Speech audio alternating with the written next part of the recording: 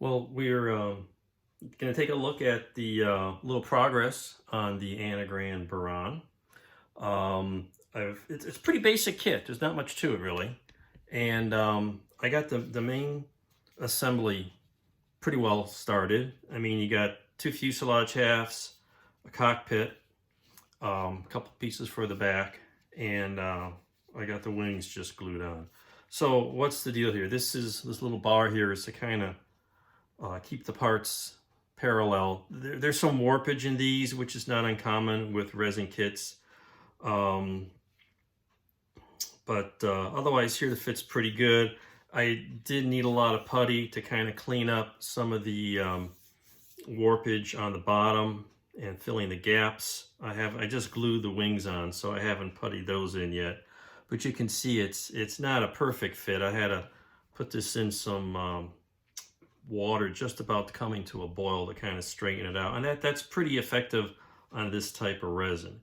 And eventually this is going to go on an Energia booster, and it looks like so I'm not going to put the landing gear on, so I'm going to close those up. Let's see, so that's the basic assembly. The cockpit, it's got some clear transparency parts, and I found took the dive and glued them in with CA, and it didn't fog them up or anything, and I believe that's because it's not clear styrene. It's a different kind of clear resin. It's fairly thick, and after a little fiddling and shaping, they fit not too badly. I'm not sure how well you can tell, but there's some cockpit. We showed you last time the interior seats and stuff. You really can't see much here. What I did is I put some tape over the overhead windows when I was puttying this, because, and I'm going to take this tape off now because I'm past that point, because I did not glue the overhead windows in.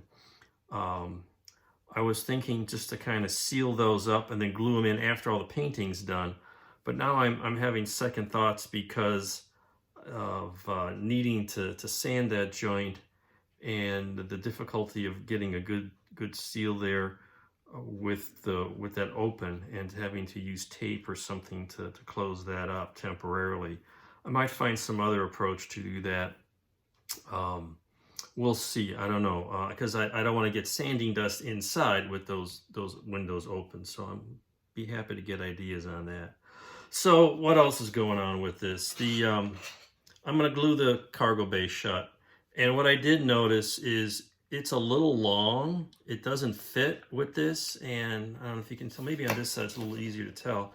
It is actually longer than the opening. If you put this up against there, you can see at the tail area it's longer definitely than that part on the side of the fuselage. So a little trimming on each end, and it will get a pretty good fit. I did try it before I put the tail on, but the rest of the assembly is going to determine how long this has to be.